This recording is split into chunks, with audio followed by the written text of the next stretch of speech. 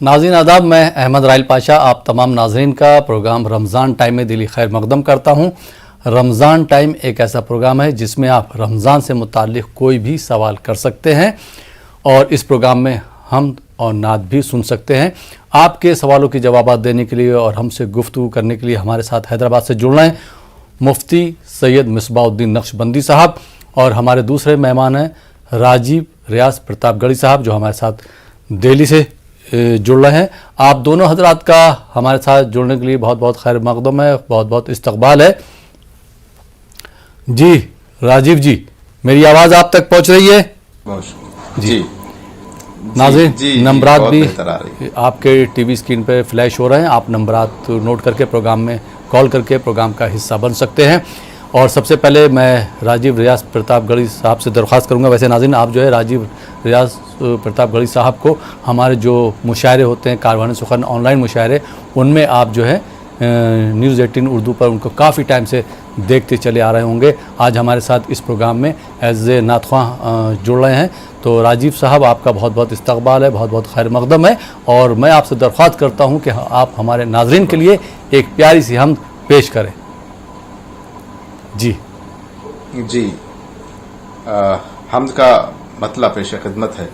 جی ارشاد۔ جب نظر آتا نہیں کچھ تب نظر آتا ہے تو، کیا بات۔ جب نظر آتا نہیں کچھ تب نظر آتا ہے تو، مشکلوں میں آدمی کو راہ دکھلاتا ہے تو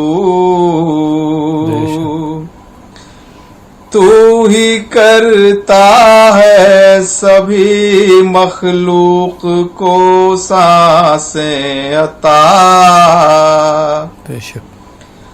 تو ہی کرتا ہے سبھی مخلوق کو سانسیں عطا، خاک کے پتلے میں روح ہو جان پہناتا ہے تو۔ کیا بات، بہت خوب، بہت خوب راجیو صاحب۔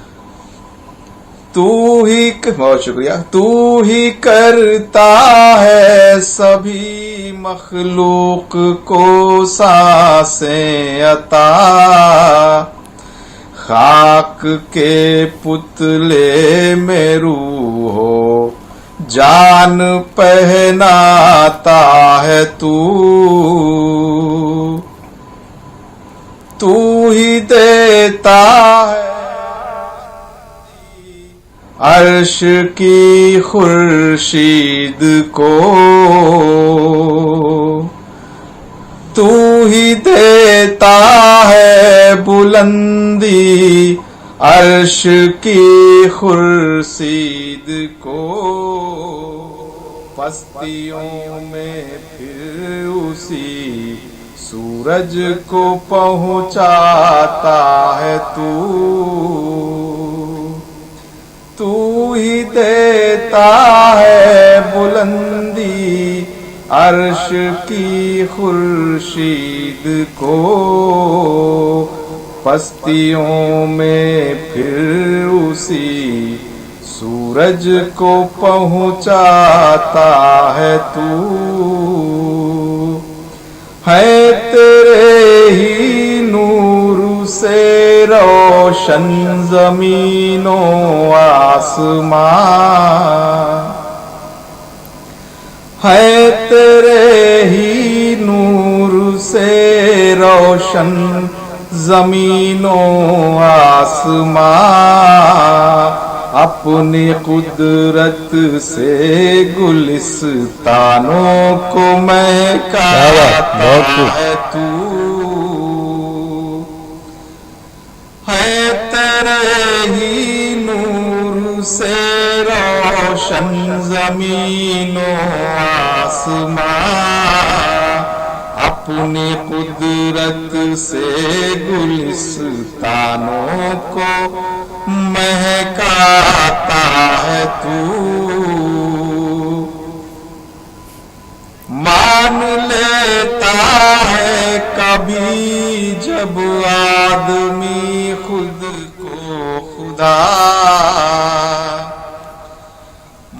मान लेता है कभी जब आदमी खुद को खुदा, अपनी हस्ती का उसे एहसास करवाता है तू। बहुत शुक्रिया, बहुत बहुत शुक्रिया राजीव रियाज प्रतापगढ़ी साहब अच्छा कलाम पेश करने के लिए। और मुफ्ती सईद मिसबाहुद्दीन नक्शबंदी साहब हमारे साथ मौजूद हैं, कई साल से हमारे चैनल पर आ रहे हैं, आप इनको भी सुनते चले आए हैं। बहुत ही कम एज में माशाल्लाह बहुत ही अच्छे जवाबात देते हैं, बहुत ज़्यादा तजर्बा है इनको इतनी कम उम्र में। मुफ्ती साहब आपका भी खैर मकदम है। और सबसे पहले मैं आपसे अपने नाज़रीन की तरफ से ये सवाल करना चाहूँगा कि जो पहला अशरा चल रहा है इसकी क्या अहमियत है, इसकी अहमियत पर आप रोशनी डालें।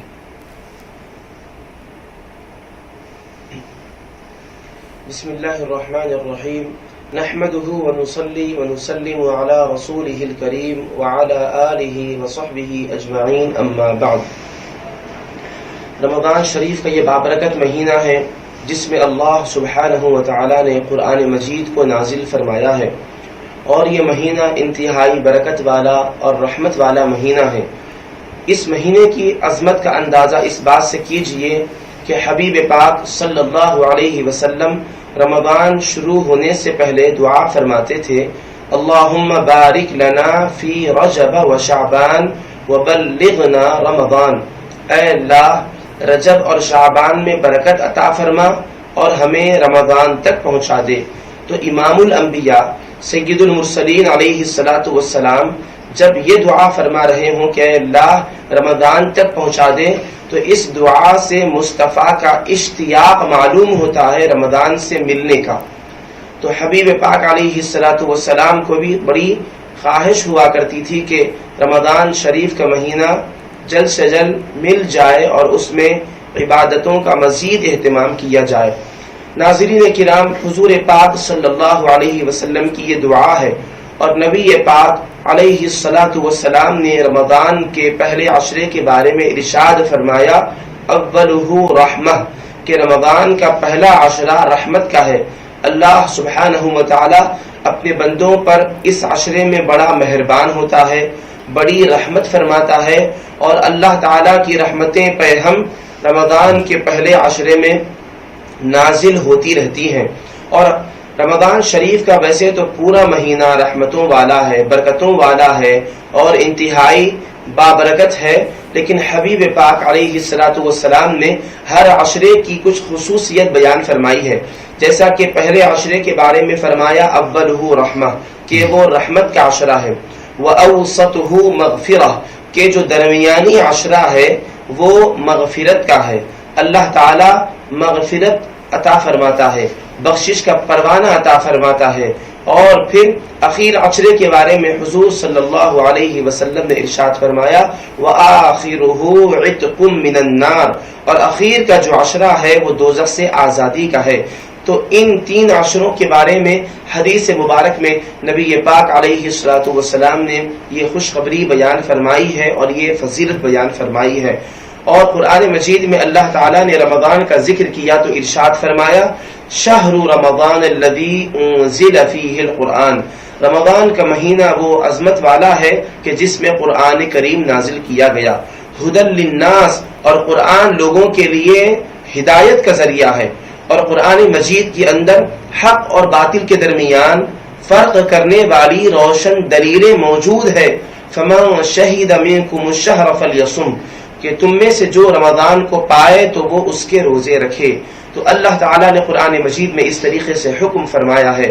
और एक और मकाम पर इरशाद फरमाया, या अय्युहल्लज़ीना आमनू कुतिबा अलैकुमुस्सियाम, ए ईमान वालो तुम पर रोजे फर्ज किए गए हैं। तो अब आप गौर फरमाएं कि वैसे तो दीगर तमाम महीनों में नमाजें पढ़ी जाती हैं, दीगर और खैर के काम किए जाते हैं, लेकिन रमज़ान शरीफ के महीने में चंद ऐसे काम हैं कि दीगर महीनों में वो काम नहीं किए जाते, वो अंजाम नहीं दिए जाते। उनमें से एक नमाज तरावीह है। नमाज तरावीह सिर्फ रमज़ान के महीने में ही पढ़ी जाती है और पढ़ाई जाती है। और दूसरा काम क्या है, वो रोजे है। रोजा सिर्फ रमज़ान शरीफ में ही फर्ज किया गया, दीगर और दिनों में रोजा فرض نہیں کیا گیا. البتہ محرم کے شب معراج ہو، شب برات ہو، ان مواقع پر روزے فضیلت کا باعث یہ بتائے گئے ہیں احادیث مبارکہ میں، لیکن فرض روزے تو صرف رمضان کے ہی ہیں. تو رمضان انتہائی رحمت والا مہینہ ہے، روزوں کا اہتمام کرنا چاہیے اور نماز تراویح بھی خشوع اور خضوع کے ساتھ ادا کرنی چاہیے. جی بہت بہت شکریہ مفتی سید مصباح الدین نقشبندی صاحب. آئیے ناظرین اس پروگرام میں پہلے کالر کو شامل کرتے ہیں، دیکھتے ہیں ہمارے یہ پہلے کالر کہاں سے، ان کا کیا سوال ہے. جی السلام علیکم. وعلیکم السلام ورحمۃ اللہ وبرکاتہ. السلام علیکم ورحمۃ اللہ وبرکاتہ. میں محمد احمد جاوید مہاراشٹر اورنگ آباد سے بات کر رہا ہوں. میرا سوال یہ ہے، سوال اس طرح ہے جو کلام پاک میں جب سجدے کی علامت آتی ہے جی تو انسان سجدہ کرتا ہے تو وہ ایک سجدہ کرنا یا دو سجدہ کرنا، اس کے بارے میں رہنمائی فرمائیے خصوصاً. بہت بہت جزاک اللہ. السلام علیکم ورحمۃ اللہ وبرکاتہ. اللہ تعالیٰ آپ لوگ سلامت رکھے. آمین. اور کوئی سوال آپ کا؟ جی جی جی اتنا ہی سوال ہے، ابھی میں نماز کے لیے جا رہا ہوں. ٹھیک، بہت بہت شکریہ کال کرنے کے لیے. آئیے ناظرین ایک اور کالر کو پروگرام میں شامل کرتے ہیں. جی السلام علیکم. السلام علیکم. جی مفتی صاحب، بھائی نے جو سوال کیا تھا کیا جواب دینا چاہیں گے؟ جی بسم اللہ الرحمن الرحیم. جیسا کہ ابھی سوال کیا گیا ہے کہ قرآن مجید کی تلاوت کی جاتی ہے تو آیت سجدہ آتی ہے، نماز تراویح میں بھی تلاوت کی جائے تو آیت سجدہ آتی ہے، تو اس موقع پر کیا ایک سجدہ کیا جائے یا دو سجدے کیے جائیں؟ تو یہاں پر یہ بات ذہن میں رہے کہ قرآن مجید کی تلاوت کی جا رہی ہو، خواہ نماز میں ہو یا پھر نماز کے علاوہ دیکھ کر قرآن مجید پڑھا جا رہا ہو، ہر دو صورت میں جب آیت سجدہ کی تلاوت ہوتی ہے تو اس موقع پر صرف ایک سجدہ کرنا واجب ہوتا ہے. اور پھر اس کا طریقہ بھی عرض کرتا ہوں. دو تکبیریں ہیں اور دو قیام ہیں، اور ان دونوں کے درمیان سجدہ ہے. سجدے کا طریقہ یہ ہے کہ کھڑے ہو کر اللہ اکبر کہتے ہوئے سجدے میں جائیں، سجدے کی تسبیحات پڑھیں، سبحان ربی الاعلی، پھر اللہ اکبر کہتے ہوئے سجدے سے کھڑے ہو جائیں. تو دو تکبیریں ہیں، ابتدا میں اللہ اکبر کہتے ہوئے سجدے میں جانا ہے اور پھر اللہ اکبر کہتے ہوئے سجدے سے سر اٹھانا ہے. اور دو قیام ہیں، کھڑے ہو کر سجدے میں جانا ہے، سجدے سے پھر سیدھا کھڑے ہو جانا ہے. یہ اس کا سنت اور مستحب طریقہ بتلایا گیا ہے، اور سجدہ ایک ہی کیا جائے گا. ویسے ہر رکعت میں دو دو سجدے ہیں، لیکن آیت سجدہ کی تلاوت ہونے کے بعد ایک ہی سجدہ کیا جائے گا، نماز تراویح میں ہو یا پھر نماز تراویح کے علاوہ دیکھ کر قرآن مجید کی تلاوت کی جا رہی ہو. ہاں البتہ نماز تراویح میں آیت سجدہ پڑھی گئی تو آیت سجدہ ختم ہونے کے ساتھ ہی اللہ اکبر کہتے ہوئے سجدے میں جائیں گے، سجدے کی تسبیح پڑھ کر اللہ اکبر کہتے ہوئے کھڑے ہو جائیں گے. کھڑے ہونے کے بعد بسم اللہ الرحمن الرحیم، اعوذ باللہ من الشیطان الرجیم، تعوذ اور تسمیہ نہیں پڑھا جائے گا، نہ تو سورہ فاتحہ کی تلاوت ہوگی، سیدھا جہاں پر رکے تھے اس کے بعد کی آیات بینات کی تلاوت کی جائے گی. جی بہت بہت شکریہ مفتی سید مصباح الدین نقشبندی صاحب. ناظرین آپ دیکھ رہے ہیں پروگرام رمضان ٹائم. فی الحال وقت ہو چلا ایک چھوٹے سے بریک کا. بریک کے بعد آپ کی خدمت میں پھر حاضر ہوں گے. آپ دیکھتے رہیے پروگرام رمضان ٹائم.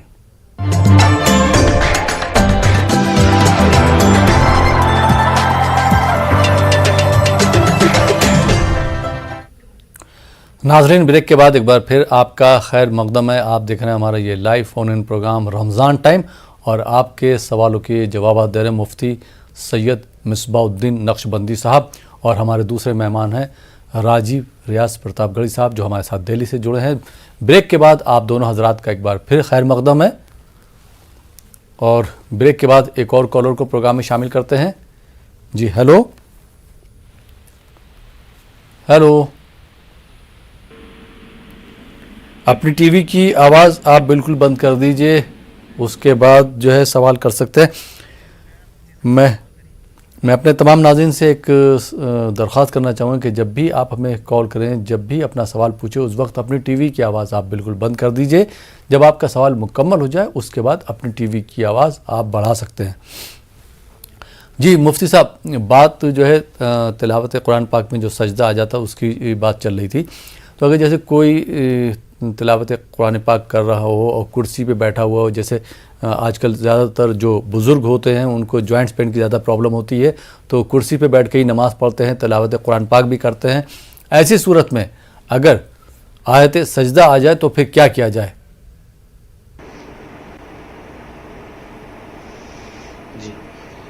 بسم اللہ الرحمن الرحیم نحمده ونصلی ونسلم علی رسولہ الکریم وعلی آلہ وصحبہ اجمعین اما بعد۔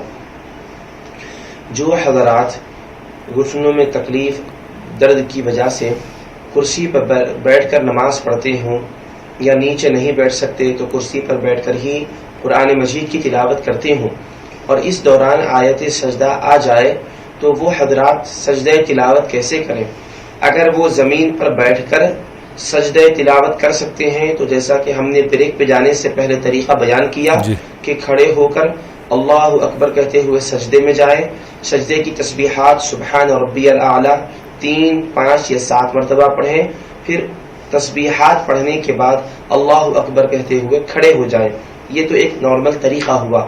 جو حضرات کرسی پر بیٹھے ہیں وہ زمین پر بیٹھ کر سجدہ نہیں کر سکتے تو وہ حضرات جب آیت سجدہ پڑھیں تو قرآن مجید کے نسخے کو بند کر کے بازو رکھ دیں، رکھنے کے بعد جس حالت میں بیٹھے ہیں اسی طرح اپنے دونوں ہاتھوں کو اپنی شانوں پر رکھ دیں، اپنی زانوں پر رکھ دیں دونوں ہاتھوں کو، اور رکھ کر اللہ اکبر کہتے ہوئے وہ سجدے میں جھک جائے۔ جب وہ بیٹھ کر نماز پڑھتے ہیں تو رکوع میں کے لیے جتنی مقدار میں جھکتے ہیں اس سے کچھ اور زیادہ مقدار میں سجدے کے لیے جھک جائے اللہ اکبر کہتے ہوئے، اور سجدے کی تسبیحات سبحان ربی الاعلی 3، 5 یا 7 مرتبہ پڑھ کر پھر اللہ اکبر کہتے ہوئے سیدھے ہو جائے تو یہ ان کے لیے سجدہ تلاوت کا طریقہ ہوا۔ اور نماز کا سجدہ بھی وہ معذ عذر کی وجہ سے کرسی پر بیٹھ کر نماز پڑھ رہے ہیں تو نماز کے سجدے کا بھی یہی طریقہ ہے۔ جی بہت بہت شکریہ مفتی صاحب۔ آئیے ناظرین ایک اور کالر کو پروگرام میں شامل کرتے ہیں۔ جی السلام علیکم۔ وعلیکم السلام۔ ہلو السلام علیکم۔ وعلیکم السلام۔ کون صاحبہ کہاں سے بات کر رہی ہیں؟ میں شکیلہ بول رہی ہوں علی گڑھ سے۔ جی شکیلہ صاحبہ سوال پوچھیے۔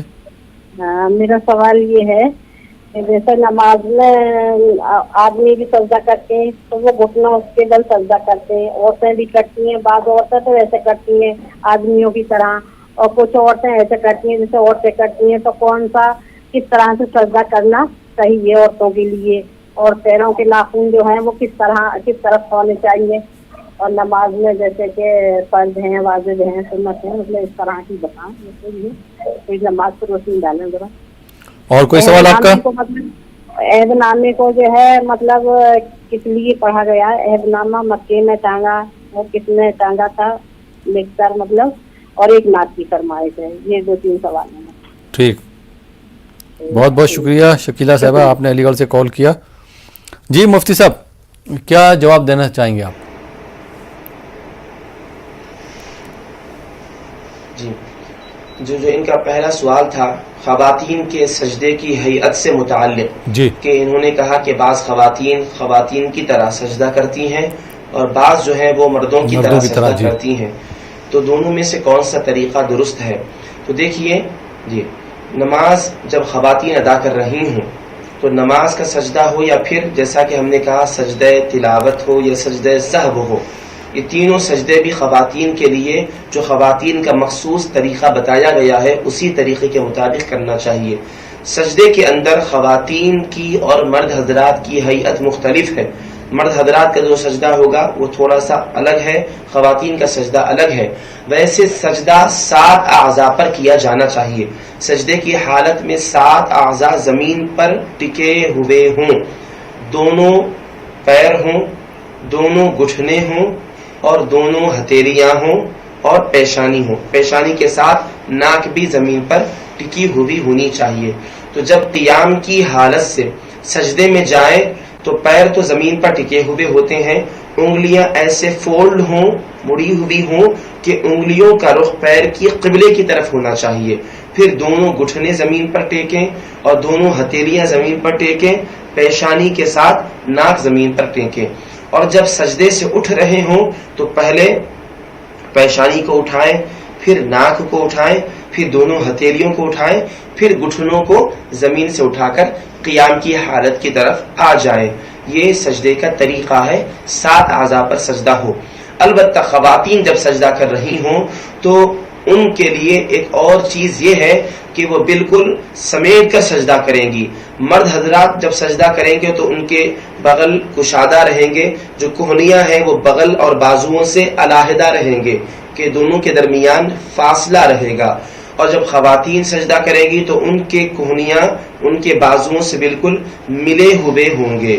اور جب وہ سجدے میں جائیں گی تو ان کا جو سر ہے دونوں ہاتھوں کے درمیان آ کر وہ بالکل ڈھک جائے گا.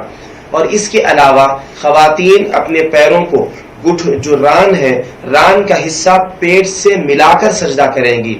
اس کے برخلاف مرد حضرات جب سجدہ کریں گے تو ان کی جو ران ہے وہ پیٹ سے چمٹی ہوئی نہیں ہوگی بلکہ وہ پیٹ سے علیحدہ ہوگی.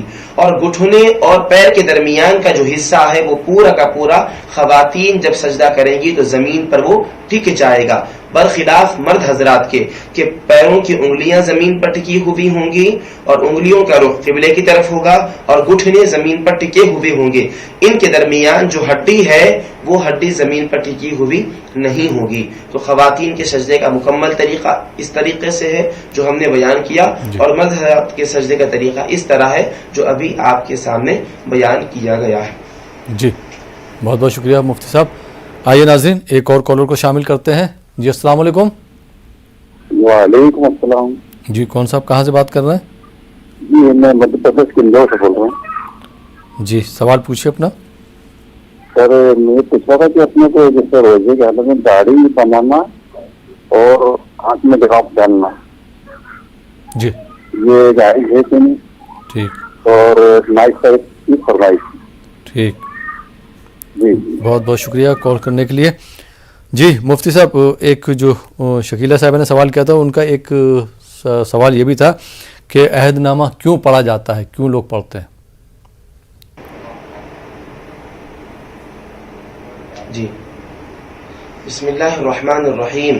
دیکھیے عہد نامہ جو پڑھا جاتا ہے اس کے اندر ایک جو عہد نامہ جو مشہور ہے اور ہم تک پہنچا بھی ہے، اس کے اندر بندے اور رب کے درمیان ایک عہد ہوتا ہے. اس کو پڑھتے ہیں تو اس کے اندر ہوتا ہے کہ جو کچھ نیکیوں کے کام ہیں، فرائض اسلام ہیں، ارکان اسلام ہیں، ان کے کرنے کے سلسلے میں بندہ اللہ تعالیٰ سے عہد کرتا ہے. اور جو نافرمانیوں والے کام ہیں، شرک ہے اور گناہ کے کام ہیں، معصیت والی چیزیں ہیں، ان سے بچے رہنے کے لیے بھی اللہ تعالیٰ کے دربار میں عہد کرتا ہے. تو جب عہد کرتا ہے تو وہ عہد بندے کے پیش نظر ہوتا ہے، جس کی وجہ سے نیکیوں کرنے میں اس کو سہولت اور آسانی ہوتی ہے اور گناہوں سے بچنے میں بھی اس کو سہولت ہوتی ہے.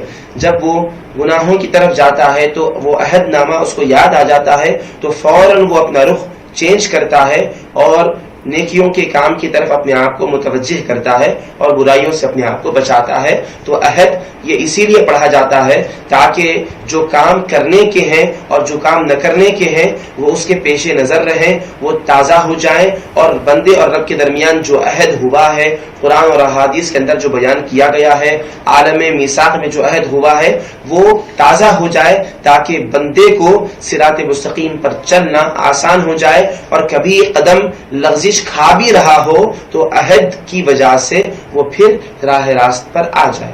جی بہت بہت شکریہ مفتی صاحب. اور راجیو ریاض پرتاپ گڑھی صاحب، ہمارے پاس نعت کی بھی کئی ایک فرمائشیں آئی ہیں، تو میں آپ سے درخواست کروں گا کہ آپ ہمارے ناظرین کے لیے ایک اچھی سی نعت پیش کریں. جی ناظرین نعت کا مطلب پیش خدمت ہے. جی ارشاد. امن محبت کا پر نور حوالہ ہوتا ہے، بے شک. امن محبت کا پر نور حوالہ ہوتا ہے، سن کر ذکر نبی کا دل متوالا ہوتا ہے. امن محبت کا پر نور حوالہ ہوتا ہے، سن کر ذکر نبی کا دل متوالا ہوتا ہے. تاریخ تاریکی میں کب تک بھٹکے گا بھولے انسان، تاریکی میں کب تک بھٹکے گا بھولے انسان، نام نبی لے لے ہر سمت اجالا ہوتا ہے، تاریکی میں کب تک بھٹکے گا بھولے انسان، نعت نبی لے لے ہر سمت اجالا ہوتا ہے، دین کے دشمن راہ تیری آسان نہیں سن لے، دین کے دشمن راہ تیری آسان نہیں سن لے، ظلم کے رستے میں مکڑی کا جالا ہوتا ہے، بہت خوب.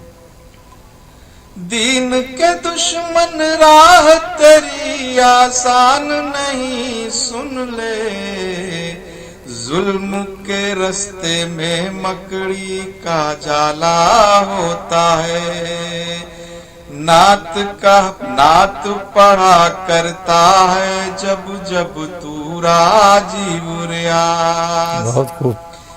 نعت پڑھا کرتا ہے جب جب تو راجیب ریاض، عشق محمد کا نشہ دو بالا ہوتا ہے، بہت خوب. بہت خوب.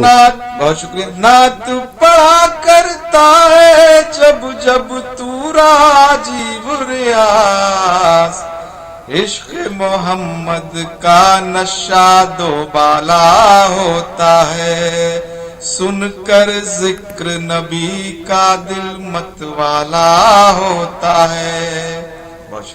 بہت بہت شکریہ راجیب صاحب خوبصورت کلام پیش کرنے کے لیے. ناظرین آپ دیکھ رہے ہیں پروگرام رمضان ٹائم. فی الحال وقت ہو چلا ایک چھوٹے سے بریک کا. بریک کے بعد آپ کی خدمت میں پھر حاضر ہوں گے. آپ دیکھتے رہیے ہمارا یہ خاص پروگرام رمضان ٹائم.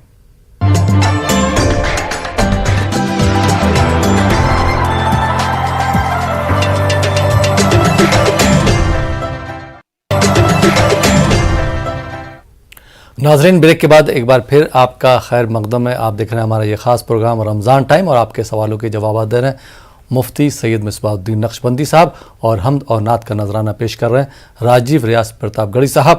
آپ دونوں حضرات کا ایک بار پھر خیر مقدم ہے بریک کے بعد ہمارے ساتھ جڑنے کے لیے.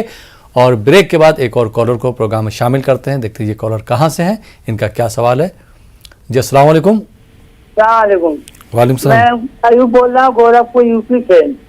جی ہماری اہلیہ کا انتقال 2 نومبر ہو چکا ہے.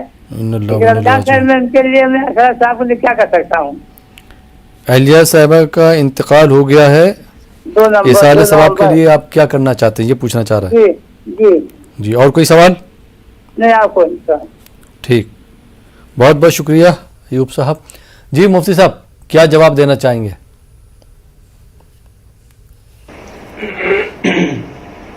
بسم اللہ الرحمن الرحیم نحمده ونصلي ونسلم على رسوله الكریم وعلى آلہ وصحبہ اجمعین اما بعد.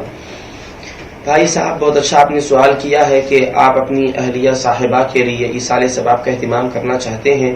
ان کے دنیا سے رخصت ہونے کے بعد بھی آپ کے دل میں ان کے حوالے سے یہ جو جذبہ ہے یہ قابل تعریف ہے اور لائق تحسین ہے.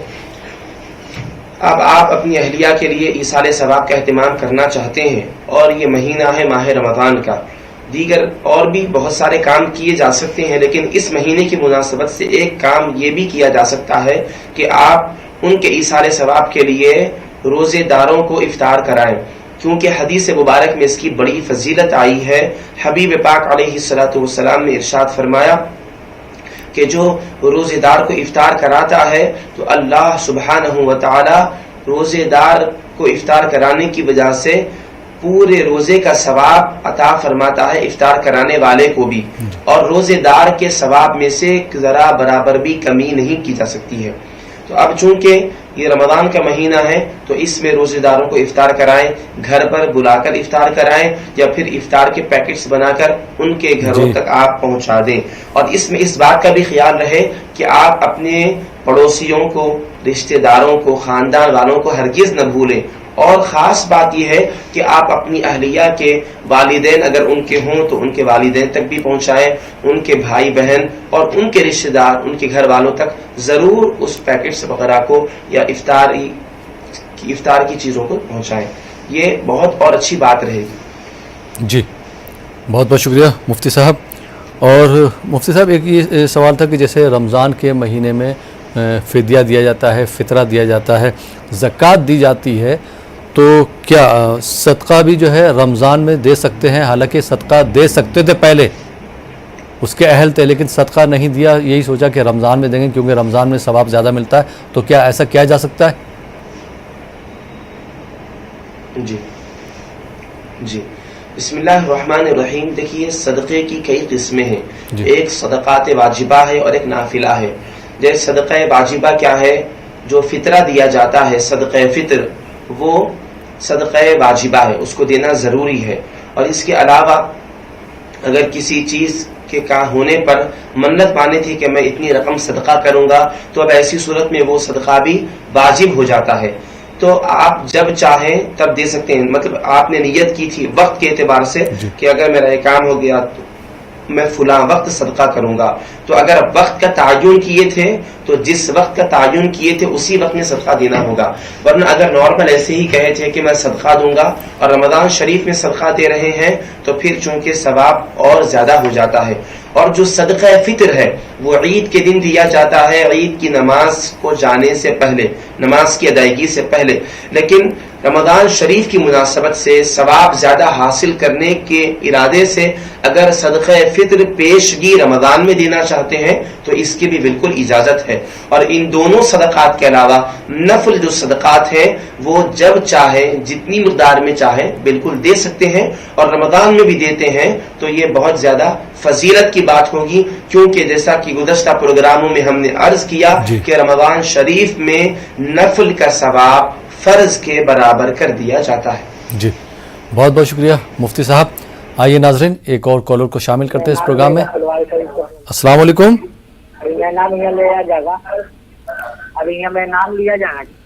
ہیلو السلام علیکم. جی وعلیکم السلام.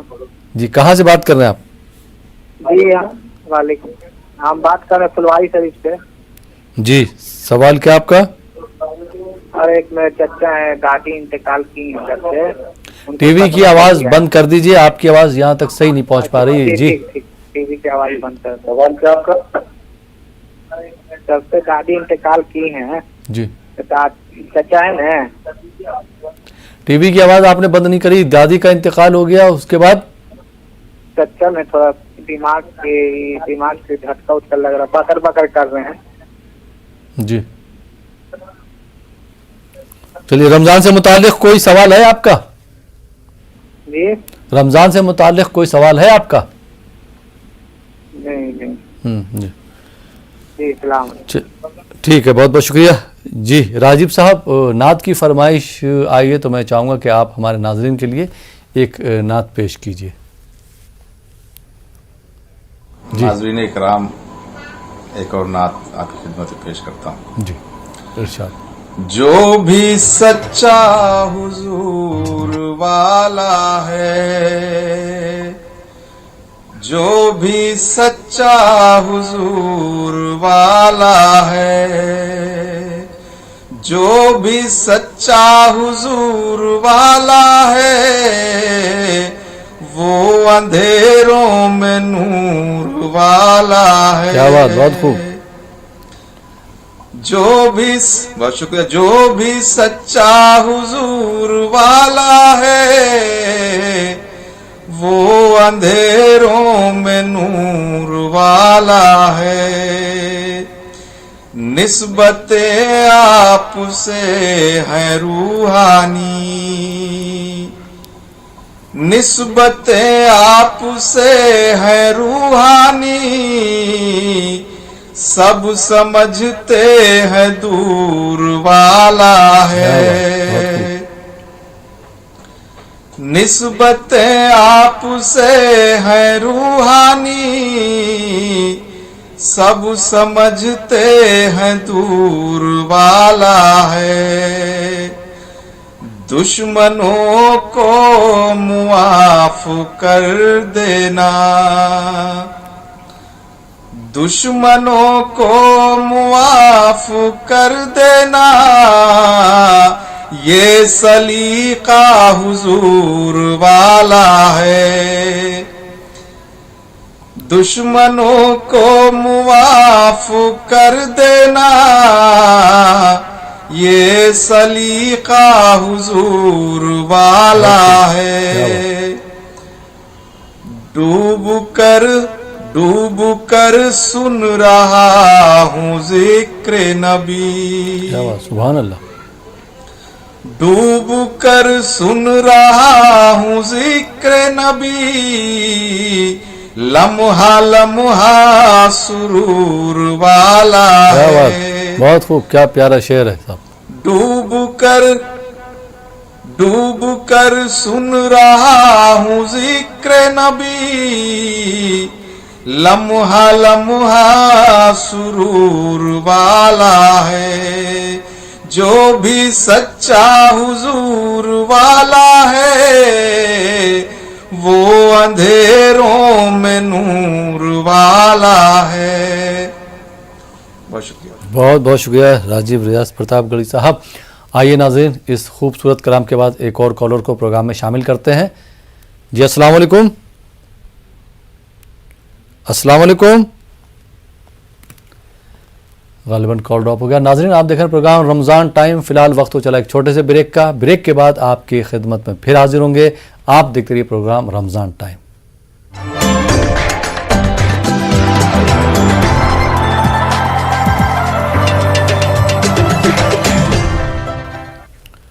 नाज़रीन, ब्रेक के बाद एक बार फिर आपका खैर मकदम है। आप देख रहे हैं हमारा ये ख़ास प्रोग्राम रमज़ान टाइम और आपके सवालों के जवाब दे रहे हैं मुफ्ती सैयद मिसबाउद्दीन नक्शबंदी साहब और हमारे दूसरे मेहमान हैं राजीव रियाज प्रतापगढ़ी साहब, जो हमारे साथ दिल्ली से जुड़े हैं और आपकी खिदमत में हम्द और नात का नजराना पेश कर रहे हैं।